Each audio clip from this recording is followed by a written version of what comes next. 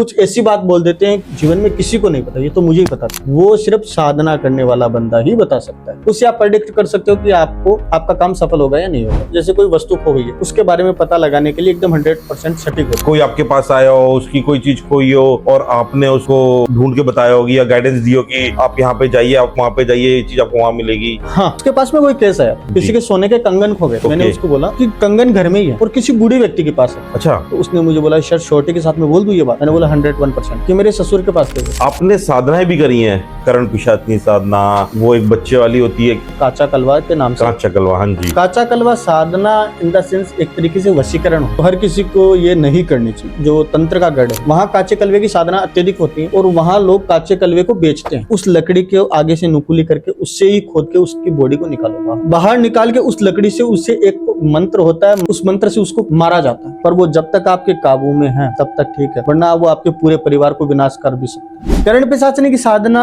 मेरे हिसाब से कोई नहीं करेगा। यदि मैं एक्सप्लेन करने लगूं, भगवान की तस्वीर देखना मना आपको, धार्मिक चीजें खत्म करनी पड़ेगी। बिल्कुल। जो मल होता है उस मल पे साधना होती है। वो साधना आपके कान पे आके तब बोलेगी। उसको आसन देना पड़ेगा आपके माँ। आसन देना पड़ेगा। आपने पत्नी के रूप में ले लिया तो आपके शरीर का शोषण करके आपको खत्म कर देगी। इनमें जलन होती है बहुत। आपकी माँ बन गई तो आपकी माँ को मार देगी। आपका कोई ऐसा एक्सपीरियंस और आपके साथ बड़ा हॉरिबल हो, बिल्कुल जो मतलब आपने सोचा ना हो वो चीज आपके साथ हुई हो वहाँ पे, या कुछ ऐसा हुआ हो? एक क्लाइंट मेरे पास आया, रात के शाम के समय हमें लेके गए। पुरानी हवेली, एकदम जो पहले टाइप की होती थी, पुरानी थी, बंद थी काफी। उसी हवेली में हमारा सोना, उसी हवेली में पूजा पाठ। सुबह उठ के जैसे ही 5 बजे उठे, अंदर जाके देखे तो जो मंडल थे वो उल्टे पड़े। क्या आवाज है? जैसे कोई गेट को हल्का हल्का नॉक कर रहा है। तो पंडित जी भी आपस में डर रहे थे। जैसे ही बोले कि यार लाइट भी चली गई, कि कुछ सही नहीं है यहाँ पे, यहाँ सही नहीं लग रहा। पूजा कक्ष में से सामान गिरने की आवाज आ रही। लाइट वाइट चालू करके देखी तो मंडल फिर उल्टे पड़े थे। और ये एक अपशगुन भी होता है, देवताओं की प्रतिष्ठा हो गई। करते करते 3 दिन हो गए, तीसरे दिन तो हद ही पार हो गया। मैंने बोला आप सच्चाई बता दे, क्या किस रीजन से? बोले शुद्धिकरण के रीजन से। अब हमारे पास तो आगे पीछे चल के ज्योतिष माता, मैं तो ज्योतिष को माँ बोलता हूँ तभी, क्योंकि वो बचाती है, कई जगह बचाती है। क्लियर हुआ कि कोई शॉल है लेडीज का शॉल। वो आया, दूसरे दिन उससे बातचीत की और मैंने बोला ये ऐसी बात है, अब बता। बोले हाँ, मेरी पत्नी थी वो यहाँ एक्सपायर हुई, मेरी बेटी बहुओं की साड़ी में आग लग जाना। एक रूम बंद था, उसके अंदर 2 लोक लगे हुए थे बड़े, और मेरे मुंह से निकल गया कि इसी रूम में उसकी मृत्यु हुई है। वो रोने लग गया और मैंने बोला मृत्यु नहीं, इसकी हत्या हुई है। उस दिन मेरी रूह कांपी थी। वो आवाज सुन के आज भी मेरे मतलब खड़े हो रहे हैं। उसने जब जला के मारा उसे, तो उसके घर में जो भी लेडीज रहती है उन सबके कपड़ों में आग लगने लगी। तो इनसे डर नहीं लगता आपको? महादेव साथ है तो वो कोई चीज के डरने की जरूरत। अम्मी जी कुंडली वाले थोड़ा सा और बताइए।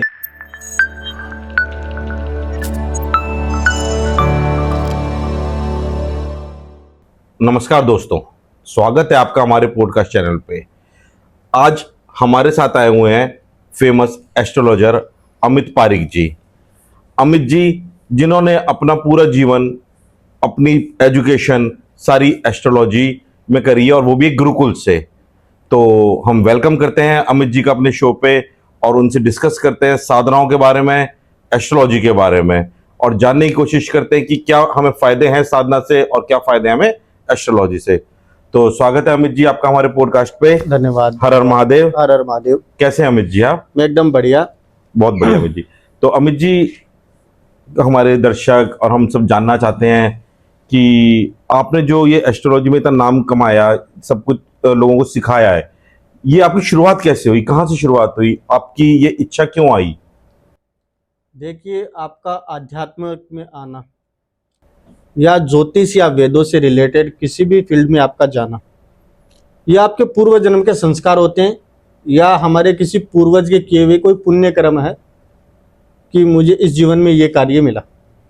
मतलब आपका कहने का मतलब है कि कोई भी बंदा या कोई भी इंसान अपनी मर्जी से एस्ट्रोलॉजर या ऑकल्ट साइंस में नहीं आ सकता जब तक उसके कर्माज उस तरीके के नहीं है कि कुदरत उसे चुने। बिल्कुल। एक्चुअल में यदि एस्ट्रोलॉजी की बात करूं तो जिसकी कुंडली में जब तक केतु सपोर्ट नहीं करेगा तो वो व्यक्ति स्पिरिचुअल लाइफ में नहीं जा सकता। अमित जी सॉरी मैं आपको डिस्टर्ब करूंगा, बट सब लोग तो कहते हैं केतु के लिए डराते हैं। आज की डेट में आप देखते हो कि बहुत सारे पॉडकास्ट है, बहुत सारे एस्ट्रोलॉजर, मैं किसी का नाम नहीं लूंगा यहाँ पे, बट हर कोई ये कहता है कि राहु की वजह से ये नुकसान होते हैं, केतु की वजह से ये नुकसान होते हैं। तो क्या ये सब सच है? देखो, हर सिक्के के 2 पहलू होते हैं। राहु बुरा है तो राहु अच्छा भी है, केतु बुरा भी है तो केतु अच्छा भी है। अब एस्ट्रोलॉजी में हम चंद्रमा को शुभ ग्रह मानते हैं, पर चंद्रमा से बुरा ग्रह भी कोई नहीं है। यदि चंद्रमा आपका पीड़ित है तो आपकी पूरी लाइफ को हेल करके रख देगा वो। ओके। तो हर सिक्के के दो पहलू होते हैं। अब आप उसको किस वे में ले रहे हो। राहु आपका खराब है और आपने काम भी बुरे करने स्टार्ट कर दिए तो राहु आपका और ज्यादा बिगड़ जाएगा। तो अपनी आप जब तक हैबिट्स नहीं बनाओगे किसी भी चीज की, तब तक ग्रह भी आपका सपोर्ट नहीं करेंगे। मतलब कि उन ग्रहों से रिलेटेड हम जब तक वर्क नहीं करेंगे अच्छे, तो वो ग्रह हमारे फेवर में वर्क नहीं करेगा। नहीं करेंगे। तो अमित जी जैसे बताते हैं कि आपकी जो भी एजुकेशन रही है, जो भी आपकी क्वालिफिकेशन रही है, आपने शुरुआत से ही, हम लोग जैसे स्कूलों में नर्सरी में जाते हैं, सीबीएसई बोर्ड या अदर बोर्ड्स में पढ़ते हैं, आपने गुरुकुल में नर्सरी से ही पढ़ाई करी है। जी, एक्चुअल में मुझे किस्सा याद है बचपन का कि मैं छोटा था तो मतलब बच्चे खेलते हैं कि कोई बोलता है मैं डॉक्टर बनूंगा, कोई क्या। तो मेरा शुरू से मतलब घर में भी मैं सुबह सुबह मम्मी के साथ अगरबत्ती लेके, और वो एक मतलब माहौल सा बना रहता था मन में, एक हमेशा मंदिर जाना। तो हमारे एक सालासर बालाजी के पास में सुजानगढ़ है, वहाँ का रहने वाला हूँ मैं। हमारे मोहल्ले के पास में एक श्याम बाबा का मंदिर था, खाटू श्याम का। वहाँ एक पुजारी जी थे जो मेरे पहले गुरु थे, ओके। श्री गोपाल कृष्ण शास्त्री जी। शाम को आरती में जाता था, वहाँ रोज हर सोमवार को रुद्राभिषेक होता था। तो वो चीजें सुन सुन करके मुझे याद होने लग गई, वहाँ मंत्र वगैरह। तो गुरुजी ने बोला मेरे पिताजी को कि इसे आप ज्योतिष में, आध्यात्म में या पांडित्य क्रम में कथावाचक या ऐसा कुछ बनाओ, क्योंकि इसकी पकड़ बहुत अच्छी है संस्कृत में। तो मैं थोड़े दिन उनके पास गया, उनका मन हुआ कि मैं इसे पढ़ाऊंगा। तो उन्होंने मुझे शुक्ल यजुर्वेद का थोड़ा बहुत मंत्र वगैरह, स्वस्ति वाचन वगैरह याद कराया। उसके बाद में मुझे गुरुकुलम भेज दिया गया। गुरुकुलम में जब मैं गया तब मेरी एज काफ़ी छोटी थी। प्राइमरी मेरी शिक्षा वहीं हुई। उसके बाद में 10th के बाद में 11th में सब लोग अपने चॉइस के सब्जेक्ट लेते हैं, तो मैंने चॉइस सब्जेक्ट लिया था वैदिक ज्योतिष का। 11th को संस्कृत में बोलते हैं कनिष्ठ उपाध्याय और 12th को बोलते हैं वरिष्ठ उपाध्याय। ये दोनों मैंने वैदिक ज्योतिष से की। उसके बाद में मैंने बीए किया। बीए को हम बोलते हैं शास्त्री, वो भी मैंने ज्योतिष से की। उसके बाद में एमए को हम आचार्य बोलते हैं, आचार्य भी मैंने वैदिक ज्योतिष से किया। और ऐसे करते करते फिर इसी में इंटरेस्ट रहा, यही पैशन को मैंने फिर करियर में बदल दिया। बहुत बढ़िया अमित जी। जहाँ तक मैंने सुना है कि आप एस्ट्रोलॉजी के साथ साथ साधनाओं को भी प्रेफर करते हैं। जी जी। आपका मानना यह है कि कोई भी एस्ट्रोलॉजी में प्रिडिक्शन तब तक सक्सेसफुल नहीं है जब तक हम साधना लेवल पे नहीं है, मेडिटेशन लेवल पे नहीं है। बिल्कुल। देखिए, ज्योतिष एक अलग सब्जेक्ट है। ज्योतिष एक मैथ है, फॉर्मूले के हिसाब से चलती है। जैसे 2 और 2 4 होते हैं तो वो 4 ही होते हैं, वो 5 नहीं हो सकते। जी अमित जी। तो कई ऐसे बंदे भी हमें देखने को मिलते हैं कि जो आपकी डेट ऑफ बर्थ नहीं लेते, आपका पाम रीड नहीं करते, आपकी फेस रीडिंग नहीं करते, आपसे फोन पे बात करते हुए भी कुछ ऐसी बात बोल देते हैं आपके दिल को लग जाती है, यार ये बात तो जीवन में किसी को नहीं पता, ये तो मुझे ही पता था। वो सिर्फ साधना करने वाला बंदा ही बता सकता है। आपको बताना चाहेंगे अमित जी जब यहाँ पे आए तो उन्होंने मेरे बारे में कुछ ऐसा भी कुछ बताया जो मेरे अलावा शायद कोई कुछ नहीं जानता था। ना ही इन्होंने मेरे से कोई डेट ऑफ बर्थ मांगी, ना ही इन्होंने मेरे से कुछ भी मांगा। सिर्फ एक कम्युनिकेशन हुआ और इन्होंने सब काफी कुछ उसके बारे में बताना स्टार्ट करा। तो काफी अच्छा लगा मुझे इनसे बात करके। अमित जी आपके हम काफी सारे फॉलोअर्स हैं इंडिया में भी, अब्रॉड में भी। आपके स्टूडेंट्स भी काफी हैं जिन्होंने अब्रॉड में, ऑस्ट्रेलिया में या फिर कनाडा में एजुकेशन आपसे ली है, और इंडिया में भी आपके काफी स्टूडेंट्स हैं। तो अभी आप और भी ज्यादा स्टूडेंट्स को टीच करना चाह रहे हैं? हाँ, अभी रिसेंट में मेरे नए कोर्स लॉन्च हो रहे हैं।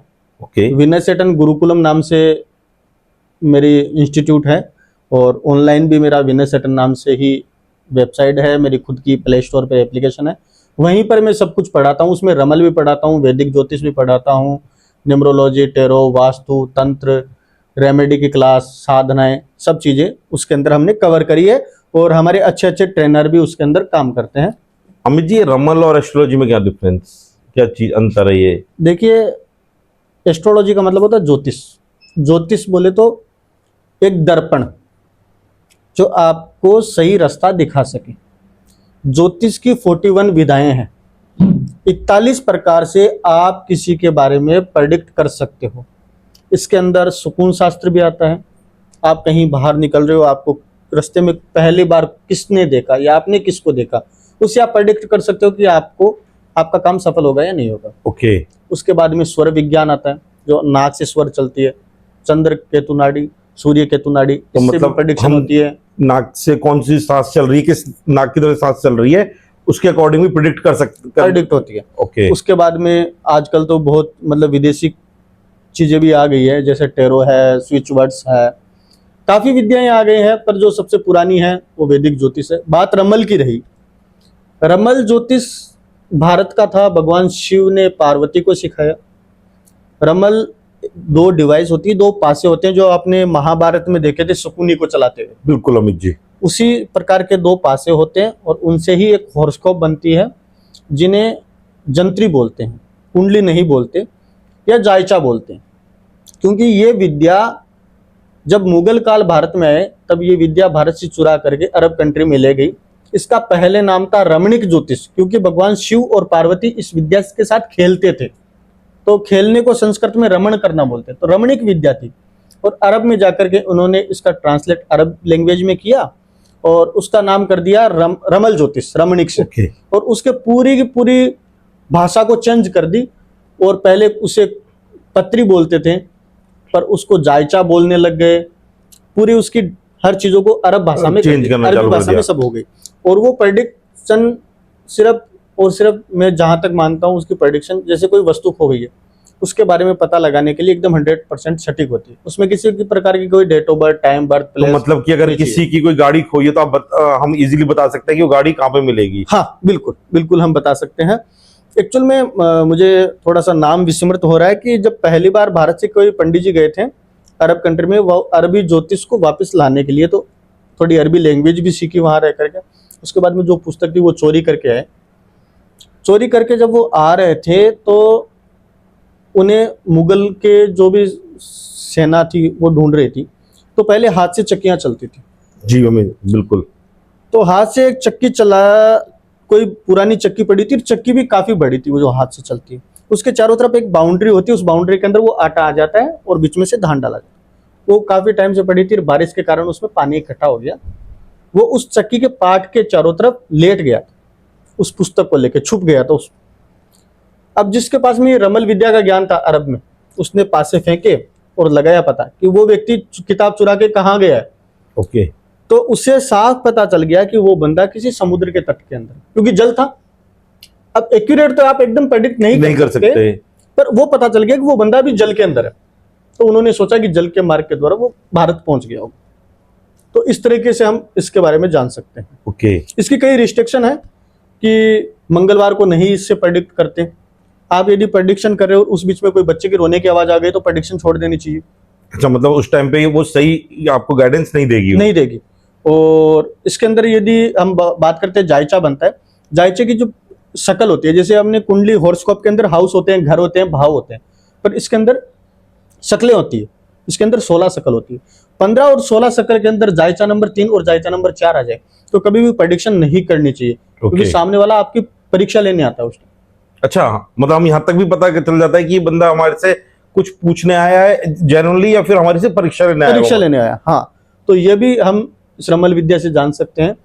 हर विद्या बहुत गहरी है, जितना आप अध्ययन करोगे उतना कुछ ना कुछ निकल गया। समुद्र ऐसे कोई एक्सपीरियंस जो कोई आपके पास आया हो, उसकी कोई चीज खोई हो और आपने उसको ढूंढ के बताया होगी या गाइडेंस दी हो कि आप यहाँ पे जाइए, आप वहां पे जाइए, ये चीज आपको वहां मिलेगी? हाँ, मेरे एक स्टूडेंट है झारखंड की रहने वाली, नाम भी मैं बता देता हूँ। नहीं, रहने दीजिए, नाम किया था कुछ नहीं। एक स्टूडेंट थी, वो टेरो कार्ड रीडर थे और वो मेरे से प्रश्न कुंडली सीखती थी जी। उसके पास में कोई केस आया था, किसी के सोने के कंगन खो गए थे। ओके।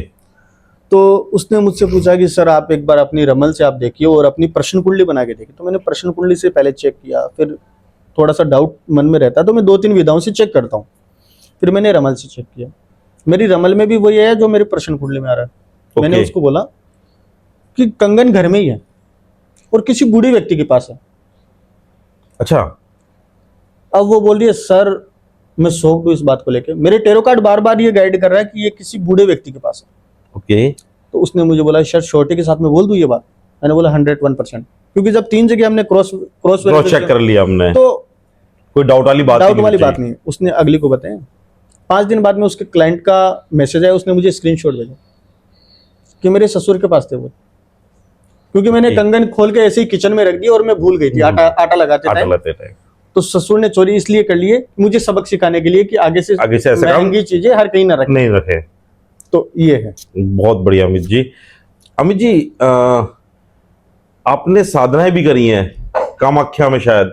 जी हाँ, कामाख्या के नीचे उन्माद भैरव मठ है, वहाँ मेरा रहना हुआ माँ भगवती की कृपा से। वहाँ रह करके कई साधनाओं का भी नॉलेज गुरुदेव की कृपा से मुझे कुछ मिला। साधनाएं बताना चाहेंगे, कौन कौन सी साधनाएं आपने करी वहां पे? देखिए, जो साधनाएं व्यक्ति करता है उसके बारे में डिस्कशन पब्लिकली नहीं कर सकते ओके। हम, ये पाबंद होती है, क्योंकि बोलते हैं कि भजन और भोजन हमेशा गुप्त जितना में छुप के हो हाँ, उतना अच्छा है। उतना अच्छा होता है। तो ये चीज है। तो अमित जी, मैं थोड़ा सा आपसे साधना के लिए जानना चाहूंगा, करण पिशाचनी साधना और वो एक बच्चे वाली होती है, आप लोग क्या बोलते हैं बच्चे की साधना, क्योंकि बच्चे को क्या? हाँ, बहुत सी साधनाएं हैं। देखो, साधना मार्ग में 2 प्रकार के मार्ग हैं, वाम मार्ग है, दक्षिण मार्ग। तो वाम मार्ग की साधनाओं में आती हैं ये सब करण पिशाचनी है, यक्षनी है, वेताल, कुसुमांड, ये सब साधनाएं। अप्सरा साधना भी वाम मार्ग में ही आती है। इसी प्रकार से जो बच्चे की साधना होती है उसे हम अलग अलग प्रांतों में अलग अलग नाम से संबोधित किया जाता है। हमें जिस प्रांत से हूँ उसमें उसे काचा कलवा के नाम से कांच चकलवा, हाँ जी, वो बोलते हैं। काचा कलवा साधना इन द सेंस एक तरीके से वशीकरण होता है। ओके। सिर्फ वशीकरण को ही साधना बोलते हैं। किसी भी सोल को आप अपने वश में कर लो और वो सोल आपकी मदद करेगा। मतलब ये नेगेटिव एनर्जीज का काम हो गया। जी, जैसे कि आप अपन पहले देखते थे वो जिन आता था चिराग को हम और वो घुसते थे, बोलते थे जिन के उधर। हुकुम मेरे आका। जी जी जी। तो वही सब काम करते हैं कि वो हुकुम मांगते हैं आपसे, बताइए हम आपके लिए क्या करें, क्योंकि अच्छा, वो उसके उन्होंने किसी कंट्रोल में की स्पिरिट को अपने काबू में करा बस, और उससे अपने काम कराए। बस मंत्र थेरेपी के कारण। तो अमित जी, फिर तो ये सात्विक साधना तो नहीं हुई है? नहीं, ये वाम मार्ग की साधना है। ये गृहस्थियों के लिए नहीं करनी चाहिए, गृहस्थियों को, क्योंकि ये साधना बड़ी थोड़ी डिफिकल्ट भी है। इन साधनाओं के कई रूल्स भी होते हैं, तो हर किसी को ये नहीं करनी चाहिए। और इसका फायदा क्या है इस साधना को करके? क्यों करते हैं सब इसको? सबके अलग अलग संकल्प होते हैं, उद्देश्य हैं सबके अलग अलग, अपने अलग अलग कामनाओं के लिए लोग करते हैं। मैं ये काचे कलवे यहाँ तक हैं कि बंगाल में तारापीठ है, बिल्कुल जो तंत्र का गढ़ है, जी। वहाँ काचे कलवे की साधना अत्यधिक होती है और वहाँ लोग काचे कलवे को बेचते हैं अच्छा, कुछ टाइम के लिए। मतलब कि मैं जाऊंगा वहां पे, मैं उनसे कहूंगा इसको मेरे हवाले कर दो कुछ दिन का, हाँ, तो मुझे दे देंगे? हाँ, वो आपसे कुछ चार्ज करेंगे और वो आपको दे देंगे, पर वो लिमिटेड अवधि बांध के देते हैं कि जैसे कि 20 दिन में आपका काम हो जाएगा, 20 दिन तक आप इसे ले जा सकते हो। मैंने खुद ने देखा है कि एक कोई अफसर था, उनके ऊपर कोई केस चल रहा था, उनको वो पेपर गायब करवाने थे। अच्छा।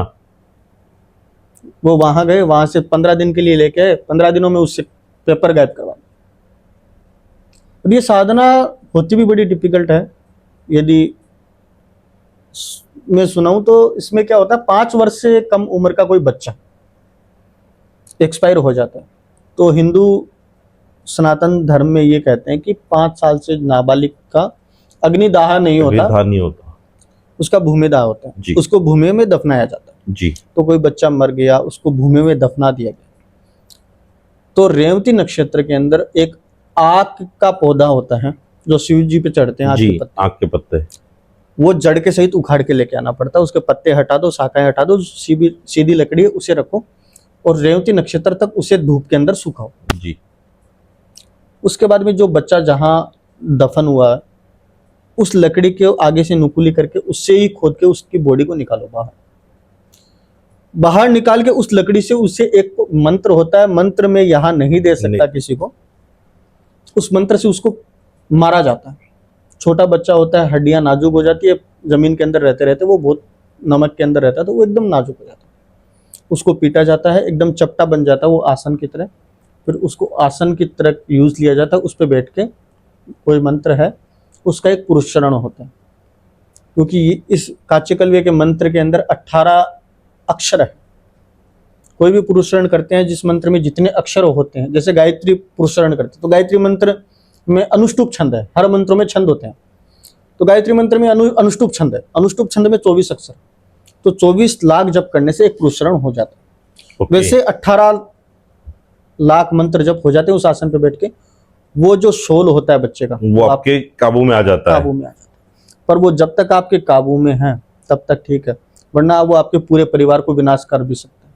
तो ऐसे ही कर्म पिशाचिनी के लिए भी बताया जाता है कि जब तक वो आप उनकी बातें मान रहे हो तब तक वो आपको सपोर्ट कर रही है, आपने उनकी बात माननी छोड़ दी तो वो आपके लिए, आपकी फैमिली को, आपको डिस्ट्रॉय करेंगी। वो करण पिशाचनी का अलग मेथड है, इसका अलग मेथड है। करण पिशाचनी को किसी संबंध के साथ में आपको जोड़ना पड़ेगा। जब आप साधना होती है करण पिशाचनी की, कार्तिक महीने में ये साधना होती है, 11 दिन की साधना है।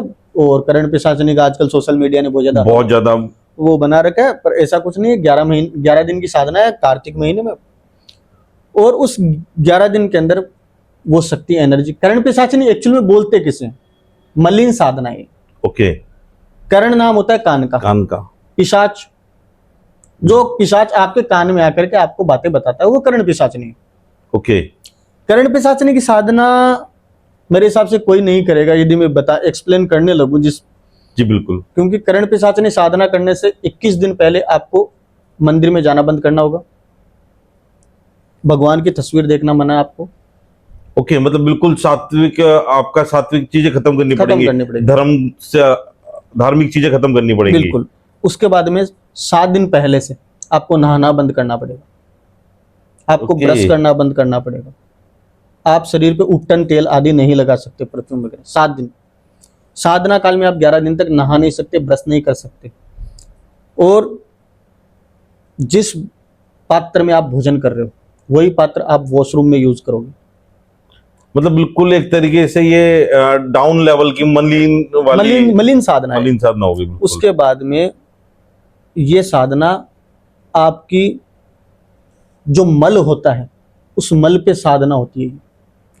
उस आपको रोज मल त्याग करते समय थोड़ा सा मल लेना, उस मल को अभिमंत्रित करके आपके कान पे लगाना होता है। वो साधना आपके कान पे आके तब बोलेगी।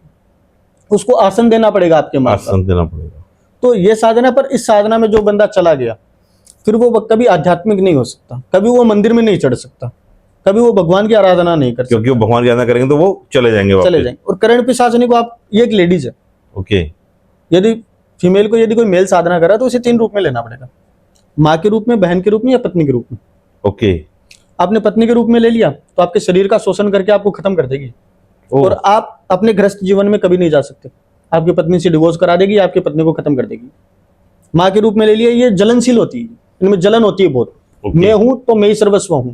आपकी माँ बन गई तो आपकी माँ को मार देगी, आपका दोस्त बन गई है तो आपके सर्कल खत्म कर देगी। तो ये चीज है। तो अमित जी,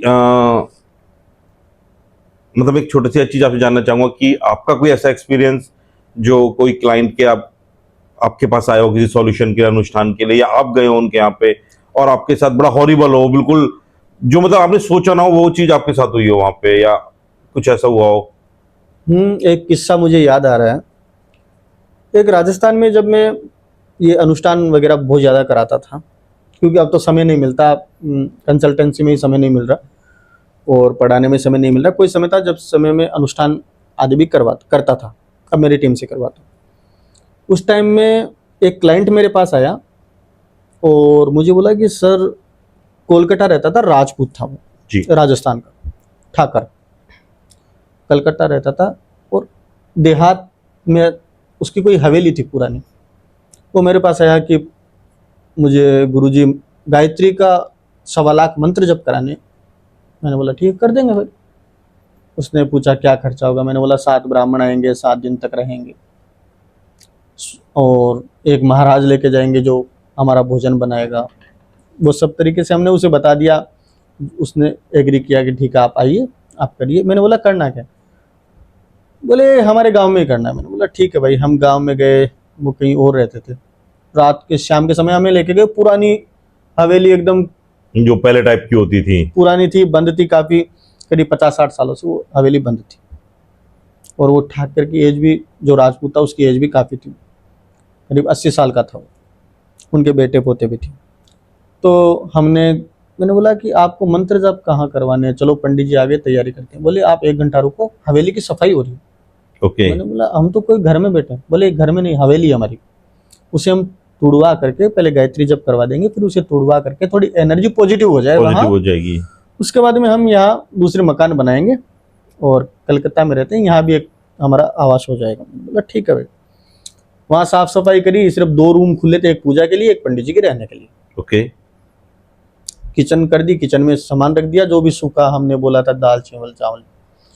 एक हमारा महाराज आया, वो रात को खाना वाना बनाया। रात को पंडित जी सब ने अपनी चौकी वगैरह सर मंडल वगैरह सब बनाए रखे और सोने के लिए हम चले गए। उसी हवेली में हमारा सोना, उसी हवेली में पूजा पाठ। रात के समय में, रात हमने कैसे तैसे एकदम नॉर्मल हमारी निकल गई। सुबह उठ के जैसे ही 5 बजे उठे और पंडित जी अपने फ्रेश होकर पूजा कक्ष में गए कि ठीक है अब थोड़ी फल प्रसाद वगैरह की व्यवस्था कर ले। अंदर जाके देखे तो जो मंडल थे वो उल्टे पड़े थे। मंडल मतलब जो पूजा की जो चौकी बनाते, चौकी बनाई थी आपने? हाँ 7-8 चौकी बनती है जिसमें नवग्रह होते हैं, षोडश मातृका, गौरी तिलक मंडल, अब सब उल्टी। तो हमने जो क्लाइंट थे उनसे बात की तो उन्होंने बोला देखो पुरानी हवेली है, चूहे हैं, बिल्ली बिल्लियां चूहा हैं। कुछ भी। ठीक है, एक मन में वो रहता है कि ठीक है हो सकता है। ठीक है, पंडित जी की मेहनत वापस से हुई, सबको बोला यार ठीक है करो। हमने किया, दोपहर में पूजा हुई उनकी, उसके बाद में मंत्र जप में पंडित जी सब बैठ गए। दोपहर का अल्पाहार किया, रात को सोने। अब सोने का विधान ये होता है, अनुष्ठान में हम बेड पे नहीं सोते। ओके। हमारा जमीन पे गद्दा लग के उस पे सोते। रात को पूरा गद्दा गिला, कोई पानी नहीं, कुछ भी नहीं, एकदम ऐसे निचोड़ लो उसे। और रात को पूरी रात गेट एकदम, गेट की आवाज है जैसे कोई गेट को हल्का हल्का नॉक कर रहा है। अब पंडित जी भी आपस में डर रहे थे। जैसे ही बोले कि यार लाइट भी चली गई कि जो कुछ सही नहीं है यहाँ सही नहीं लग रहा। अब गद्दे गिल्ले हो गए, गीले गद्दे पे कोई सो नहीं सकता। तो बोले ठीक है अपन ओपन में सो जाते हैं। जो बाहर आंगन होता है ऊपर से खुला रहता है, पुरानी हवेली। जब गए तो पूजा कक्ष में से सामान गिरने की आवाज आ रही। लाइट वाइट चालू करके देखी तो मंडल फिर उल्टे पड़े थे। और ये एक अपशगुन भी होता है, देवताओं की प्रतिष्ठा हो गई। अब जैसे ही हम वापस आए मेन किचन की तरफ, कोई पानी पीने गया तो वहां कुछ मीठे चावल वगैरह बना रखे थे, पंडित जी ने खा के रखे थे थोड़े बहुत बचे जी। वो पूरे के पूरे बर्तन उल्टे हो रखे। अब बात समझ में नहीं आ रही, वो बोल रहा है कि नहीं ऐसे चूहे हैं। और अब मैं भी उनको समझा रहा हूँ यार ऐसे बीच में नहीं जाते, अच्छा नहीं लगता। करते करते 3 दिन हो गए, तीसरे दिन तो हद ही पार हो गई हमारी। जो छोटी सी खिड़की लगी हुई थी वो टूट गई और एकदम तेज हवा, पूरी घर की लाइट चली जाना, सब पसीने पसीने हो जाना। तो उस टाइम में मैंने उसको बुलाया रात।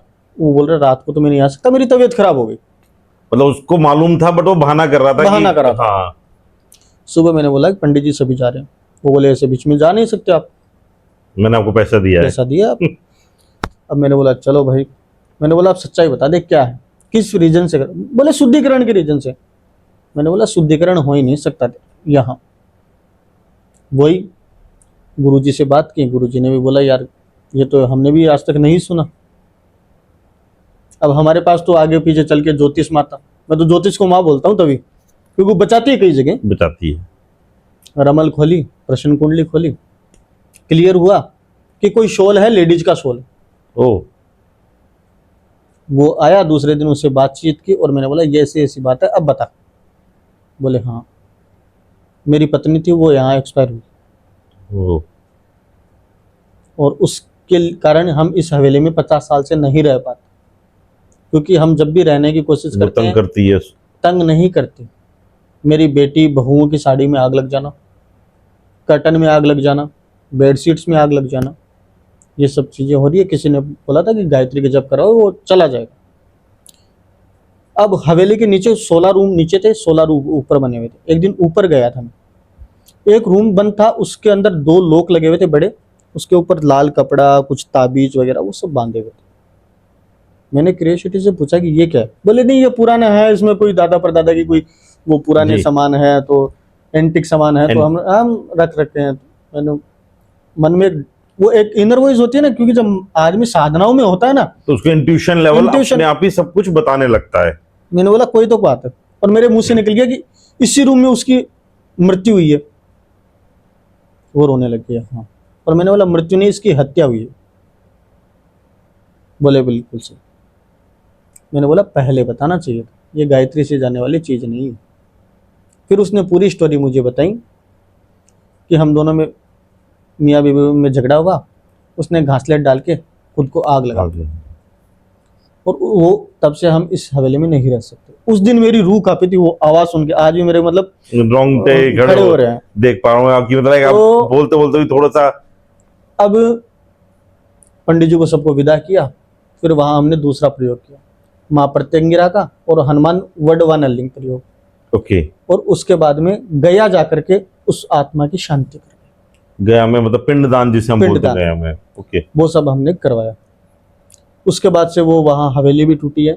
अभी गृह प्रवेश के लिए वो बोल रहा था कि मुहूर्त निकाल के दो, और एकदम अच्छे से सब उसका कंस्ट्रक्शन का काम हो गया। पर उसने जब जला के मारा उसे, तो उसके घर में जो भी लेडीज रहती है उन सबके कपड़ों में आग लगने लग जाती है। ओके, ये मैंने खुद ने भी देखा, जब पूजा में थे तो मैंने देखा जो आरती होके जब थाली पीछे रख दी थी, तो हमने देखा पीछे आरती की थाली से उसकी कोई वाइफ जो पूजा में साथ बैठी थी, दूसरी शादी कर ली थी उसने, तो मैंने देखा इससे जल गई हो, पर फिर से वो आना बंद हो गया। तो बड़ा हॉरिबल सा एक्सपीरियंस आपके साथ रहा। हाँ, मतलब ऐसे होते रहते हैं बहुत सारे। तो इनसे डर नहीं लगता आपको? डर तो अब नहीं, वो शुरू शुरू में था, फिर अब आदत हो गई, अब फेमिलियर हो गए हैं सब चीजें। अब जब इस लाइन में चले गए हैं, सब कुछ सीखा, बिल्कुल। तो अब तो हाँ, कौन भूत कौन प्रेत, बिल्कुल। सब छोटी शक्ति पावर ऊपर वाले की। बस महादेव साथ है तो वो कोई चीज के डरने की बिल्कुल। जरूरत नहीं। और कुंडली में भी योग होता है, किसी के पिशाच योग शनि चंद्र साथ है, ओके, वो बंदा इस फील्ड में आ ही नहीं सकता, हार्ट फेल हो जाएगा उसका। अम्मी जी कुंडली वाले थोड़ा सा और बताइए, ताकि हमारे जो दर्शक हैं, जो आपको देख रहे हैं, वो उनको समझ, कुछ अपनी लाइफ के बारे में तो कुछ जज कर सके वो अपने आप को, कि उनको क्या करना चाहिए, किस तरीके का उनका है, मतलब कुछ थोड़ा सा बहुत कुंडली बारे में आप समझाना चाहें। बिल्कुल। अगली बार जब पॉडकास्ट करेंगे हम, तब मैं, मेरा हो सके तो पीसी सेटअप लेके बैठूंगा, बिल्कुल अम्मी जी, मैं अगले ताकि फिर आपको बुलाऊंगा। एक्सप्लेन करने में आसानी रहे। कुंडली में 12 हाउस होते हैं। जी अम्मी जी, ये छोटे छोटे बेसिक पॉइंट्स बता रहा हूं मैं। जिसकी कुंडली में चंद्रमा और राहु साथ हो गया, उस बंदे को रिसर्च में लग जाना चाहिए। मतलब कोई भी चीज की रिसर्च करे और उसको आगे बढ़ाए। क्योंकि चंद्रमा राहु को सब बोलते हैं खराब है, मन को शांत करता है और करता है, पर चंद्रमा राहु जिसका खराब होता है, साथ होता है, वो बंदा अच्छा रिसर्च वाला होता है, वो साइंटिस्ट होता है, ओके, वो पुलिस में होता है, वो सीबीआई में होता है, वो एस्ट्रोलॉजर भी होता है। ओके, जिसका 5th में शनि है, उसकी कभी भी मैरिज लाइफ में शांति नहीं रह सकती, उथल पुथल चलती रहेगी। चलती ही रहेगी उसके। और राहु जहां बैठ जाता है, उस हाउस से लेकर आपको हमेशा सस्पेंस में रखेगा। ओके, 5th हाउस में रह गया तो बेटे को एजुकेशन में हमेशा सस्पेंस रहेगी उसकी, मतलब कि 5th हाउस जो है हमारा फैमिली का, संतान का और आपकी एजुकेशन का। अच्छा, संतान एजुकेशन का होता है। एजुकेशन में वो बहुत भटकेगा, कभी ये सब्जेक्ट लेगा, वापस ये लेगा, कभी पढ़ाई छोड़ेगा, कभी वापस करेगा, कभी ऐसा तो overage मुझे होने के मेरे बाद साथ जाने बहुत लगेगा। हुआ था। हाँ, तो जिसका 5th हाउस खराब है उसके जी। अंदर ये सब होता है, तो ये चीज है। और अमित जी, कोई ऐसा मंत्र, सात्विक मंत्र जो, या साधना जो छोटी सी आप हमारे क्लाइंट्स को, दर्शकों को बताना चाहें, जिसके थ्रू अपनी फैमिली को बस थोड़ा हैप्पीनेस से, अपनी फैमिली में उनकी हैप्पीनेस आए, वेल्थ आए। साधनाओं के लिए तो ये है कि साधना कभी भी किसी की पॉडकास्ट देख करके, किसी का वीडियो देख करके, यूट्यूब देख करके साधनाएं नहीं करनी चाहिए। पर आजकल तो आप भी देखते हैं कि हर कोई या तो अपनी साधनाओं को बता रहा है कि आप ऐसे कर लीजिए, वो कर लीजिए, इससे आपके घर में लक्ष्मी आएगी, ये आएगा सब ये आपको, मेरे पास में कई कई ऐसे क्लाइंट आते हैं जो देख देख के कर तो लेते हैं, फिर उनका परिणाम उन्हें भुगतना पड़ता है, तब मेरे पास आते हैं। ओ, क्योंकि जब तक आपका गुरु ना बना हो, आप साधना मार्ग में नहीं जा सकते। यदि मतलब- आप साधना कर रहे हो तो पहले गुरु की अनुमति लो, ओके, और गुरु के सानिध्य में बैठकर ही आप साधना करो, तभी एक अच्छे साधक आप बन सकते हो। घर में हैप्पीनेस चाहिए तो भगवान कृष्ण का कोई भी एक मंत्र ले लो, ओके, भगवान कृष्ण का कोई भी मंत्र, आप हमेशा मुस्कुराते रहोगे। चाहे सिंपल हरे राम राम राम हरे हाँ, हरे। कोई भी, ओम नमो भगवते वासुदेवाय नमः, सबसे बढ़िया मंत्र ओके, हैप्पीनेस के लिए। दूसरा, घर में कभी भी उग्र चित्र लगा के मत रखो घर में, ओके, जैसे शेर के, कोई भूत प्रेत के, जैसे डरावने चित्र या एग्रेशन जिसके हाँ। वजह से घर में नेगेटिव एनर्जी आई या फिर वो- थोड़ा एग्रेशन आया आपके हाँ अंदर। वो मत लगाओ। शिव जी की तांडव करते हुए तस्वीर मत लगाओ, सौम्य लगाओ। ध्यान सौम्य मुद्रा में लगाओ। बैठे हो भगवान शिव को लगा लो, राधा कृष्ण की तस्वीर लगाओ, राम दरबार की लगाओ। अमित जी, बहुत से लोगों के मन में विचार रहते हैं कि क्या हमें माँ काली की पूजा घर में करनी चाहिए? देखो, माँ की पूजा सबको करनी चाहिए, पर मैं यही बोलूंगा कि माँ काली से पहले भी एक शक्ति और है आपके पास। वो सबकी अपनी अपनी होती है, वो होती है कुल देवी। ओके।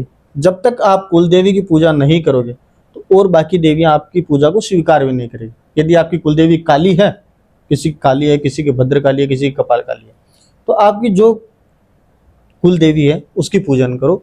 उसके बाद में और देवी देवताओं का आप पूजन कर सकते। साधना का भी यही विधान है।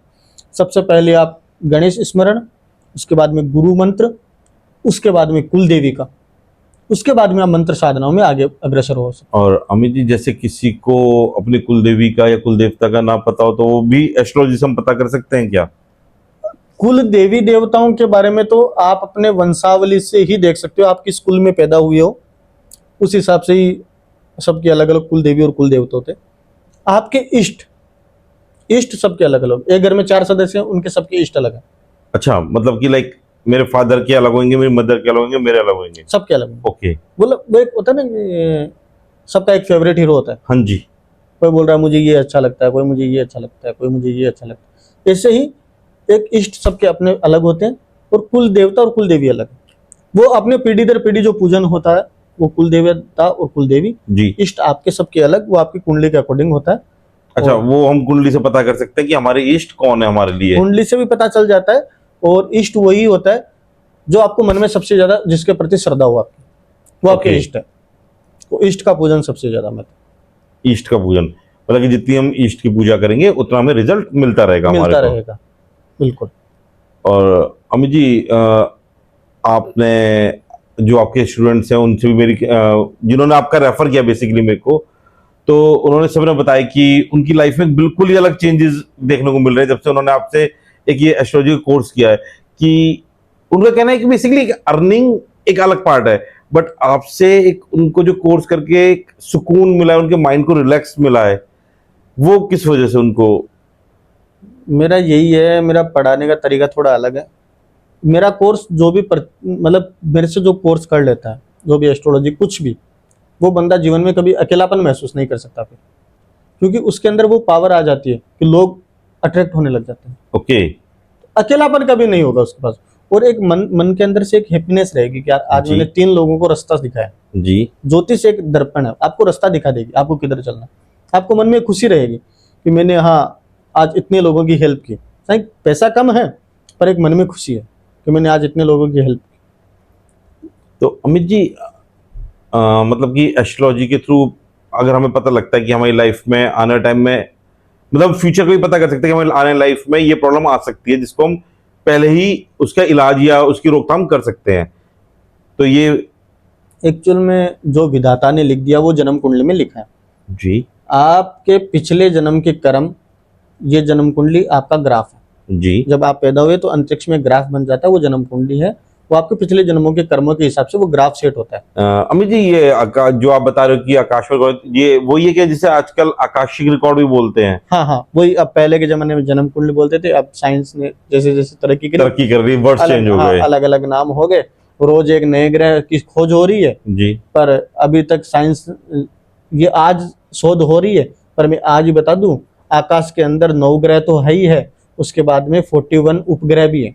तो अभी तक मेरे हिसाब से 3 या 4 की शोध हुई है, बाकी अभी बाकी है। वेदों में तो 41 उपग्रह बताए गए हैं। तो ये 41 ग्रह भी, उपग्रह भी हमारी लाइफ में इम्पैक्ट डालते हैं, मतलब कुछ जैसे ये 9 ग्रह हमारी लाइफ में इम्पैक्ट डालते हैं, सूर्य अपना अलग इम्पैक्ट डाल रहा है, चंद्र अपना अलग इम्पैक्ट डाल रहा है, तो इन 41 उपग्रह का भी हमारी लाइफ में कोई काम है, रोल है? नहीं नहीं, इनका रोल नहीं। एक्चुअल में क्या होता है ना, ये उल्का पिंड आपस में जब टकराती है तो Okay. एक छोटा सा उल्का पिंड हवा में ऊपर तैरता रहता है आकाश में। जी। गुरुत्वाकर्षण के कारण वो नीचे नहीं आ सकता, जी। तो उसे एक नया ग्रह का नाम दे देते हैं। ओके। तो उनका इफेक्ट नहीं होता, क्योंकि उनका वो कोई effect नहीं। ग्रहों का ही कोई अंश है। ओके। ये चीज है। अमित जी, आप कुछ जो हमारे क्लाइंट को कुछ बताना चाहें अपनी तरफ से? मेरी तरफ से कोई गाइडेंस उनको देना चाहें? गाइडेंस यही है कि हर आदमी के जीवन में एक पर्सनल डॉक्टर होता है, फैमिली डॉक्टर होता है, बिल्कुल एक फैमिली वकील होता है, बिल्कुल। ऐसे ही एक फैमिली एस्ट्रोलॉजर भी होना बहुत जरूरी है आज के समय में, जो आपको एक सही रास्ता दिखा सके, सही गाइडेंस दे। यही मेरा लक्ष्य है कि हर गांव में एक एस्ट्रोलॉजर हो।